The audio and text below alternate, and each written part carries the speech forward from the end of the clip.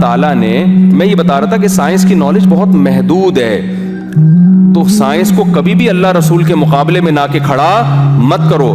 قرآن تو پہلے کہہ رہا ہے یؤمنون بالغیب, یہ جو ہم باتیں کر رہے ہیں یہ غیب کی باتیں ہیں. کیا مطلب؟ غیب کہتے ہیں جو ہمارے حواس سے ٹریس نہ ہو سکے, جو حواس میں آ ہی نہ سکیں, یعنی سائنس وہاں تک پہنچ ہی نہ سکے. اب سوال پیدا ہوتا ہے جب سائنس پہنچ نہیں سکتی تو ہم ان کو مانیں کیوں, ہم پھر یقین کیوں کریں؟ اگر ہوائی باتوں پہ ہم نے یقین کرنا ہے بغیر دلیل کے تو ہندو بھی تو ایک کانسیپٹ دیتے ہیں کہ 7 جنم ہوتے ہیں, ہو سکتا ہے وہ صحیح کہہ رہے ہوں. پھر کیا خیال ہے بھائی ہندو بھی کبھی تو ایک کانسیپٹ ہے نا کہ 7 جنم ہوتے ہیں, آپ مرتے ہو تو پھر آپ کی روح فلان میں چلی جاتی ہے, فلان میں چلی جاتی ہے. سکھوں کا الگ کانسیپٹ ہے, یہود عیسائی اور اسلام کا ایک ہی کانسیپٹ ہے اس بارے میں. تو خوب سمجھ لیں کہ جب آپ حواس کے ذریعے کوئی چیز معلوم نہیں کر سکتے تو نالج حاصل کرنے کا آپ کے پاس ایک طریقہ رہ جاتا ہے, وہ ہے خبر, نیوز.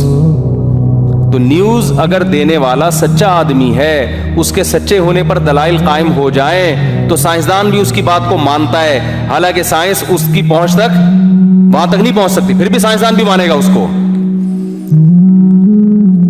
تو ہم جو مانتے ہیں نا کہ موت کے بعد زندگی ہے, وہ پیغمبروں کے کہنے کی وجہ سے مانتے ہیں, اور پیغمبروں کی صداقت کے اور ان کے سچے ہونے کے دلائل کے انبار ہیں ہمارے پاس. تو پیغمبر جب تک کوئی بات نہیں کہے اس وقت تک ہم اس غیب پر یقین نہیں رکھتے. پیغمبر کہیں گے کہ تو ہم مانتے ہیں. کیوں؟ پیغمبر کے سچے ہونے کے دلائل اللہ نے ایک دلیل نہیں, وہ تو لائن نمبر لگا دیے ان کے سچے ہونے کے.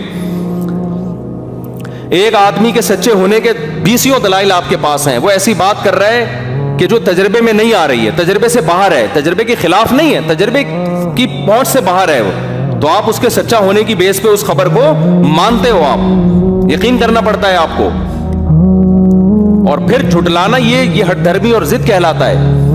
تو ہم غیب کے ماننے والے ہیں, لہذا ہم نے 5 چیزوں کو, جو 5 چیزوں سے پہلے غنیمت سمجھنا ہے, تو غنیمت اس انداز میں نہیں جس انداز میں غیر مسلم. ہمارا غنیمت سمجھنے کا انداز کیا ہوگا؟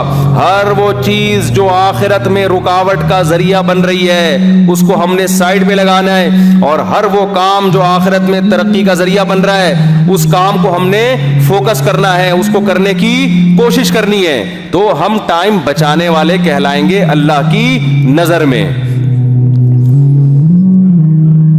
اب ایک آدمی کاروبار کر رہا ہے, رات کو 2-2 بجے, جیسے کاروباری لوگ کر رہے ہوتے ہیں, 2:30 بجے گھر آ رہے ہیں, 12 بجے تک سو رہے ہیں, پھر 12 بجے اٹھ کے چائے پی اور نکل گئے,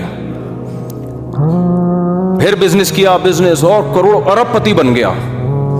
ہو سکتا ہے اس کو ورک شاپس میں اس کو موٹیویشن اسپیکر اپنے پروگرام میں بلائیں کہ ماشاءاللہ اسٹرگل کے نتیجے میں آج یہ یہاں تک پہنچا ہے, یہ ٹائم. جناب آپ کی کامیابی کا راز کیا؟ وہ کہ جی میری کامیابی کا راز یہ کہ میں ٹائم ویسٹ نہیں کرتا, میں اٹھتا ہوں اور اٹھتے ہی چلا جاتا ہوں آفس, اور موبائل بند رکھتا ہوں 24 گھنٹے, اور اپنے کام کو فوکس, موبائل استعمال بھی اتنا ہی کرتا ہوں جتنا کاروبار میں مجھے استعمال کرنا پڑے. اور جناب ایسے میری زندگی, اور آج میں کروڑ روپے کا مالک ہوں. لیکن جب کسی مفتی سے پوچھو گے, عالم سے پوچھو گے, وہ کہے گا یہ اپنا ٹائم ویسٹ کر رہا ہے. کیوں؟ آخرت میں برباد.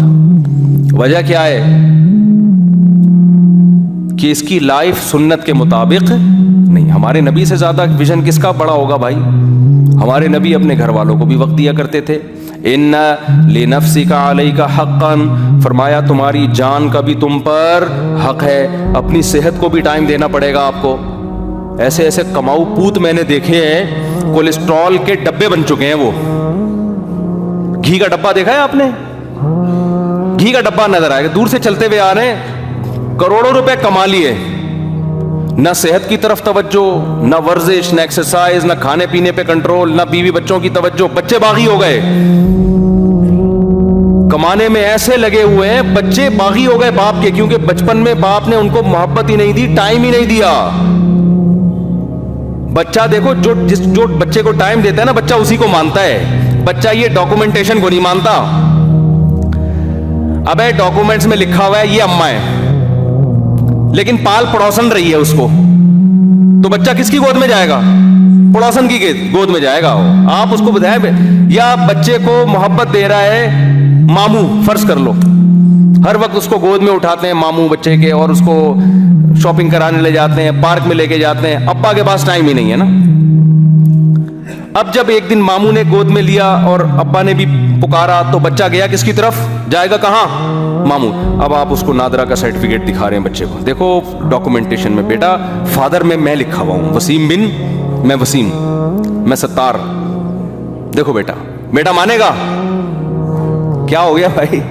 وہ تھوڑی, یہ آج لوگ شکایت کر رہے ہوتے ہمارے بچے باغی ہو گئے, ہم سے بات ہی نہیں کرتے, پوچھتے ہی نہیں ہیں, ساری توجہ ماں کی طرف ہے, ہمیں لفٹ ہی نہیں کرا رہے. تو بھائی جب ان کو لفٹ آپ نے کرانی تھی تو آپ نے ان کو لفٹ نہیں کرائی. باپ یہ سمجھ رہا ہوتا ہے میں پیسہ تو میں خرچ کر رہا ہوں, یقیناً بہت کوئی عقل مند بچہ ہوگا تو اس بات کو مانے گا, لیکن بچہ تو بچہ ہے نا, وہ یہ تھوڑی دیکھتا ہے گیس بجلی کا بل کون دے رہا ہے, پیسہ کون دے رہا ہے, میری اماں جو مجھے عزت کے ساتھ پال رہی ہے تو ابا نے اماں کو پالا ہوا ہے تو اس وجہ سے اماں مجھے پال رہی ہے. یہ چیزیں تو بچے کی نظروں سے اوجھل ہوتی ہیں. اصل میں تو یہ ہے کہ وہ دیکھ رہا ہوتا ہے کہ کون قریب ہے میرے. تو آپ بچوں کو ٹائم اگر نہیں دیتے, گھر میں ان کو پیار نہیں کرتے, آپ پڑھائی میں لگے ہوئے ہیں, آپ کاروبار میں لگے ہوئے ہیں, تو آپ اللہ کی نظر میں بھی ناکام ہو میرے بھائی, اور یہ بڑھاپے میں یہ چیزیں پھر آپ کو ستائیں گی, تنگ کریں گی آپ. اگر آپ کی جاب اس ٹائپ کی ہے نا کہ آپ کو پاس ٹائم ہی نہیں ہے تو ہفتے میں اس کی پھر تلافی کیا کرو. پورا ہفتہ ٹائم نہیں ہے تو ہفتے میں ایک دن زیادہ ٹائم دے دو ان کو.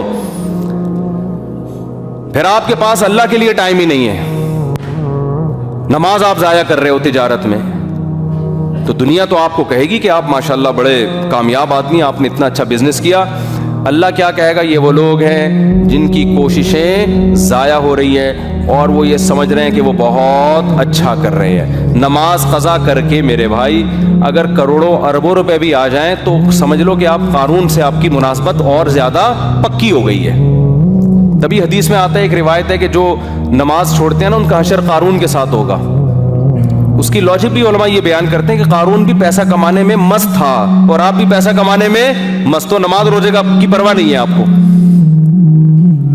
تو ایک ہی جیسے ہو گئے نا دونوں. اس نے زیادہ کما لیا, آپ کے پاس اتنے وسائل ہے نہیں, ورنہ آپ بھی وہاں تک پہنچ جاتے. تو حدیث میں جو آتا ہے نا 5 چیزوں کو 5 چیزوں سے پہلے غنیمت سمجھو, تو غنیمت ہم نے اس انداز میں سمجھنا ہے جس انداز میں قرآن نے ہمیں غنیمت سمجھنے کا حکم دیا ہے. اس کو فوکس کریں گے تھوڑی محنت میں زیادہ مل جائے گا, اس کو ہٹا کے اگر زیادہ محنت کر لی تو زیادہ میں بھی کچھ نہیں ملے گا آپ کو. سمجھتے ہیں؟ تو اس لیے بیلنس لائف, اعتدال والی لائف. سب سے پہلے تو اپنی زندگی سے ان تمام کاموں کو نکال دیں جن کا نہ دنیا میں کوئی فائدہ اور نہ آخرت میں کوئی فائدہ, ان کو تو بالکل ہمیشہ کے لیے نکال دیں. کچھ کام ایسے ہوتے ہیں آخرت میں فائدہ نہیں ہوتا, دنیا میں تو ہوتا ہے, تو چلو کر لو, یہ بھی تو ایک زندگی ہے نا. بلکہ 4 قسم کے کام ہیں. کچھ کام ایسے ہیں جن کا دنیا میں بھی نقصان آخرت میں بھی نقصان, ان کو تو قریب وہ تو ٹائم ویسٹنگ ہی ہے, وقت ضائع کرنا ہی ہے. وہ کون سے کام ہیں؟ شراب پینا, نشہ کرنا, گٹکے کھانا. ان میں کیوں ٹائم ویسٹ کر رہے ہو بھائی؟ نہ اس کا دنیا میں یہ فائدہ نہیں, نقصان ہے الٹا, اور آخرت میں بھی کیا ہے, وہ تو ہے ہی نقصان. اللہ پوچھے گا تو جو منہ کے کینسر سے مرا ہے تو یہ کیا ہوا تھا جو تجھے منہ کا کینسر ہوا؟ آپ یہ کہو گے اللہ میں چونکہ گٹکا کھاتا تھا مجبور تھا میں. یہ دلیل چلے گی قیامت میں؟ اور جتنی نشے کی چیزیں آئس لے رہے ہیں, یہ سب کر رہے ہیں, یہ ڈپریشن بڑھاتی ہیں, یہ ڈپریشن ختم نہیں کرتی ہیں. حتیٰ کہ چائے بھی ڈپریشن بڑھاتی ہے, کافی بھی ڈپریشن بڑھاتی ہے. میں بھی چائے پیتا ہوں لیکن میں فضائل کا قائل نہیں ہوں, جتنا ہے اتنا ہی رہنے دو, بٹ سٹا لگا لیا بس اتنا ہی. آج کل بعض حضرات فضائل پیش کر رہے ہیں باقاعدہ, تو فضائل نہیں ہوتے. ہر وہ چیز جو جس میں نشہ ہے نا, اب بعض لوگ کہتے ہیں چائے میں نشہ تھوڑی ہے. بھائی نشہ وہ والا نہیں ہے جو پی شراب والا ہوتا ہے. نشے کا مطلب یہ ہے کہ آپ کو جب تھکاوٹ محسوس ہوتی ہے, آپ چائے پیتے ہیں, کیفین آپ کے بلڈ کا سرکولیشن بڑھا دیتی ہے. تو یہ جو بلڈ کا سرکولیشن بڑھتا ہے یہ کوئی نیچرل طریقے سے نہیں بڑھتا, سمجھ رہے ہیں نا. ایکسرسائز کرنے سے ایک بڑھتا ہے, ایک نیند سے آپ کو سکون ملتا ہے, یہ وہ نہیں ہے, یہ وقتی ہے. تبھی اس کی سب سے بڑی دلیل یہ ہے کہ جو پیتے ہیں ان کو پینے کی عادت ہو جاتی ہے. یہی اس کے غلط ہونے کی سب سے بڑی دلیل. جو نہیں پیتے وہ ویسے ہی فٹ فاٹ رہتے ہیں. پھر سوال پیتے کیوں ہیں, پھر کیا پیے آپ بتاؤ. تو ہم چائے نہ پیے تو کیا پیے؟ مطلب میرا یہ ہے کہ نقصان ہے، زیادہ نہیں ہے. ڈاکٹر لوگ کہتے ہیں کہ زیادہ نہیں ہے، تو ٹھیک ہے یار. شراب سے بچے ہوئے ہیں، چرس سے بچے ہوئے ہیں، ہیروئن سے بچے ہوئے ہیں، تو 2-3 چھٹے لگا لیے. پھر بھی کوئی یہ بھی نہ لگائے تو زیادہ اچھا ہے. اور ہم نے تو کئی بار چھوڑی ہے، پھر وہ شروع کیوں کرتی ہے وہ میں بتا چکا ہوں کئی دفعہ. کیونکہ چائے نہ پیو تو پھر لوگ کچھ اور پلاتے ہیں، وہ زیادہ خطرناک ہو جاتا ہے. لسی لا کے اتنا بڑا لسی کا گلاس لا کے پلائیں گے، وہ کون ہضم کرے گا بھائی؟ تو یہ جتنی چیزیں ہیں فضائل ہوں گے، تھوڑے بہت نقصانات بھی ہیں. تو خیر میں بس 2 منٹ سمیٹتا ہوں. بات کیا کر رہا تھا میں؟ کہاں سے کہاں نکل جاتا ہوں یار. یہ چائے کہاں سے؟ یہ بھی ڈاکٹروں کی فیلڈ ہے بھائی. میری چائے اور کافی پہ جو رپورٹ ہے وہ حتمی نہیں ہے. آپ کو ڈاکٹر دن میں 20 کپ چائے کے پلائے، مشورہ دے 20 کپ کافی کے، آپ ڈاکٹر کی رائے پر عمل کریں. اس میں ہماری رائے پر آپ عمل نہ کریں. ہم تو جو سمجھ میں آیا تو پیش کر دیا آپ کے سامنے کہ یہ چیزوں میں رکھا وکھا کچھ نہیں ہے. ٹھیک ہے نا، وقتی فائدے ہوتے ہیں، حقیقت میں کچھ بھی نہیں ہوتا اس سے. دیکھو پیغمبروں کی زندگی نیچر کے مطابق ہوتی ہے. موسیٰ علیہ السلام کے بارے میں آتا ہے تھکے، کھانا کھا کے آرام کیا. یہ ہے اسٹریس اور تھکاوٹ ختم کرنے کا نیچرل طریقہ. اور ایک طریقہ یہ ہے کہ تھکاوٹ دبا کے ہو رہی ہے، سوتا نہیں ہے، کافی پی کے اپنی کھوپڑی کو جگانے کی کوشش کر رہا ہے. ٹھیک ہے نا. تو یہ مجھے نہیں سمجھ میں آتا، باقی ڈاکٹر جانے، آپ جانے. اگر ڈاکٹر کہتے نہیں آپ پیئیں تو آپ پی لیں بھائی. یہ میری فیلڈ نہیں ہے، تو اس میں زیادہ ان چیزوں میں بات کرتا نہیں آج کل. تو بس وہ بتا دیں آخری سرا کہاں تھا. ابے وہ بالکل اینڈ میں، ابھی تو ختم کر رہا ہوں نا بیان، بالکل اینڈ میں جہاں تھا میں. ہاں یہ بھائی نے بات کی. 4 قسم کے کام ہوتے ہیں. کچھ کام ہے دنیا میں بھی نقصان ہو رہا ہے، آخرت میں بھی. نشہ ہے اور بہت سارے اور ایسے کام ہیں. زنا ہے، دنیا میں بھی نقصان ہے، آخرت میں بھی. دنیا کا نقصان کیا؟ آپ کی جو شادی کے بعد کی زندگی وہ بری طرح متاثر ہوتی ہے زانی کی. وہ بیوی کو محبت نہیں دے پاتا جو زنا سے بچنے والا دیتا ہے.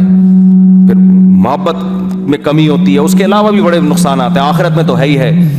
اور کچھ کام ایسے ہیں میرے بھائی جس کا دنیا آخرت میں تو نقصان نہیں ہے، سوری دنیا میں تو نقصان نہیں ہے لیکن آخرت میں اس کا نقصان ہے. ابھی وقت ختم ہو گیا، پھر تفصیل سے بتاؤں گا. کچھ کام ایسے ہیں نہ دنیا میں کوئی فائدہ نہ آخرت میں کوئی فائدہ. یہ تینوں قسم کے کام اپنی زندگی سے نکال. اب جو پب جی کھیل رہے ہو، ٹھیک ہے دنیا میں کوئی بظاہر کوئی ایسا نقصان نظر نہیں آتا، لیکن یہ ٹائم ویسٹنگ ہے. اس کا نہ دنیا میں کوئی فائدہ ہے نہ آخرت میں کوئی فائدہ ہے. نقصان کا خطرہ بہرحال ہے. کمر کے مسائل کھڑے ہو جائیں گے، بیک پین شروع ہو جائے گا. جب یوں گھنٹے سے لگا ہوا یوں بٹن دبا رہا ہے تو یہ کیا ہوگا ہے بھائی. اور اگر نہیں ہوتا تو ٹائم تو ضائع تو ہو رہا ہے نا. تو حدیث میں جو کہا نا کہ 5 چیزوں کو 5 چیزوں سے پہلے غنیمت سمجھو، اصل میں ان چیزوں کے بارے میں کہا ہے. وہ تمام کام جس کا نہ دنیا میں کوئی فائدہ ہے نہ آخرت میں کوئی فائدہ ہے، ان تمام کاموں کو اپنی زندگی سے نکال دیں. کچھ کام ایسے ہیں دنیا میں بھی فائدہ اور آخرت میں بھی فائدہ. اچھا کچھ ایسے لذت والے کام ہوتے ہیں کہ وہ دنیا میں بھی اس میں مزہ آتا ہے اور آخرت میں بھی ثواب.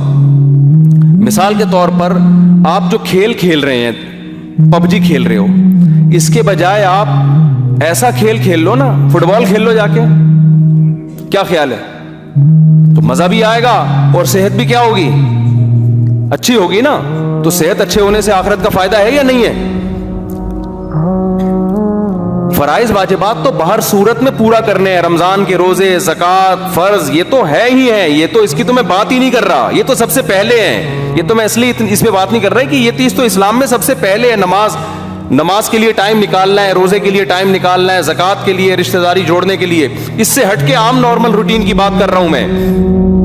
تو اس میں وہ تمام کام جس کا نہ دنیا میں کوئی فائدہ ہے نہ آخرت میں، ان تمام کاموں کو اپنی لائف سے ہمیشہ کے لیے نکال دو. مکمل نہیں نکال سکتے، کم کر لو.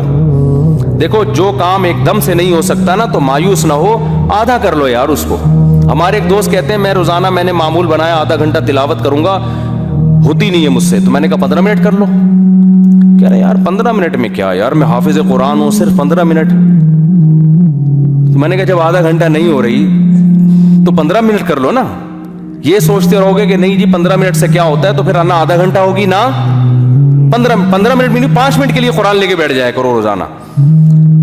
تو انسان کی طبیعت میں اللہ نے لچک رکھی ہے. ایک دم سے نہیں ولی اللہ بن جاتا وہ، ایک دم سے پورا ایک पूरा यूटर्न की तरह चेंज नहीं हो जाता, यूटर्न में भी थोड़ा सा घुमा के आना पड़ता है। ऐसा कभी गाड़ी ये देखिए आपने यूं गई और यूं करके उल्टा करके आपने यूं करके वापस ले आए। तो जो काम नहीं हो रहा मेरे भाई, जितना हो रहा है उतना कर लो। और सबसे बड़ा अजाब इस जमाने का टाइम जाया करने का ये मोबाइल है। लगे रहते हैं फेसबुक पे, यूट्यूब पे, वो ठक ठक ठक। फेसबुक तो ऐसा टाइम जाया करता है, एक वीडियो फिर दूसरी वीडियो फिर तीसरी वीडियो फिर चौथी वीडियो फिर पांचवी वीडियो फिर छठी वीडियो, 3-3 4-4 घंटे लोगों के बर्बाद हो रहे हैं इस पे। उसका आउटपुट जीरो है, बल्कि नुकसान दे रहा है वो। तो मोबाइल पे कंट्रोल करो, कंट्रोल। कितना टाइम इस्तेमाल करना है और कब इस्तेमाल करना है और किस काम के लिए इस्तेमाल करना है। और अगर आप चाहते हो कि नहीं जी हम कुछ थोड़ी देर तफरीह के लिए भी इस्तेमाल हो, तो उसका भी एक टाइम रख लो। यार आधा घंटा मैं वहीं देखूंगा यूट्यूब और फेसबुक पे क्या आ रहा है, हम बदनजरी ना करो उस पर, वो तो हराम है ना। तो उसको भी तो महदूद तो करो ना। आप कहते हो यार मैं इतना नेक नहीं बन सकता कि मैं जब भी यूट्यूब फेसबुक देखूं तो कोई काम की चीज ही देखूं, ये तो बहुत ही नेक बन जाऊंगा ना मैं। तो भाई इतना कर लो कि अभी तुम 2 घंटे मोबाइल पे जाया करने के लिए इस्तेमाल कर रहे हो, उस जाया करने के टाइम को कम करके कब कितना ले आओ। 1 घंटा टाइम जाया करूंगा मैं, 2 घंटे से किस पे आ जाओ। फिर थोड़े दिनों में जब काम का बंदे बनोगे ना इंशाल्लाह, तो वो 1 घंटे से किस खुद ब खुद दिल चाहेगा किस पे आ जाओ, आधा। क्योंकि उधर काम बढ़ रहे हैं ना आपके अहम काम। उन अहम कामों के बढ़ने से फायदा ये होगा कि आपको अपनी जिंदगी की कदर हासिल होगी। आप खुद आहिस्ता आहिस्ता उस टाइम को कम करके जीरो पे ले आओगे। आप बोलोगे बिला वजह मोबाइल देखना ही नहीं है मैंने, कोई काम की बात है। हम तो फोन सुनना बंद कर दिया, मैं इतना फोन सुनता था, उसके बाद ऐसा बंद किया है फ्लाइट मोड। मैं तो भूल जाता हूँ इसको फ्लाइट मोड पे खत्म कैसे करना है, 5 दफा यानी साइलेंट से खत्म कैसे करना है। क्यों टाइम वेस्ट हो रहा था। कभी फलां का फोन आ रहा है, अब और सुनाए हजरत खैरियत से, कैसी चल रही है आजकल, तबीयत ठीक है। मैंने कहा अल्हम्दुलिल्लाह, आप सुनाए कहाँ होते हैं हजरत आजकल आप। मैं तो कराची में होता हूँ, और आप कहाँ होते हैं। मैं पेशावर से बात कर रहा हूँ, या मैं लाहौर से बात कर रहा हूँ। अच्छा भाई 10 मिनट पी गया, अब बताएं जी क्या बात है। जी हजरत मैं एक बात पूछना चाहता था आपसे, वो नमाज में ये हो जाए तो सद्दा साहब लाजिम है। हाँ जी लाजिम। दूसरा फ़ोन, तीसरा फ़ोन। हमने कहा बेटा हम दुनिया में किसी काम के भी थोड़े दिनों में नहीं रहेंगे, ऐसी की तैसी यार। ऐसा बंद किया है तो घर में जाओ तो सबसे पहले झाड़ पड़ती है, 1 घंटे से फ़ोन कर रहे हैं, उठा क्यों नहीं रहे। वो झाड़ आसान है, उसके साइड इफ़ेक्ट कम है। आदमी थोड़ा बर्दाश्त पैदा होती है, सुन लेता है, थोड़ा अपना मर्दानगी का एहसास होता है। उसके बाद एहसास होता है कि घर में कोई भी मर्द नहीं होता, ठीक है ना। ये 2-3 एहसासात तजर्बात के बाद वो आसान है। फ़ोन सुनना शुरू करते हैं तो सारा दिन।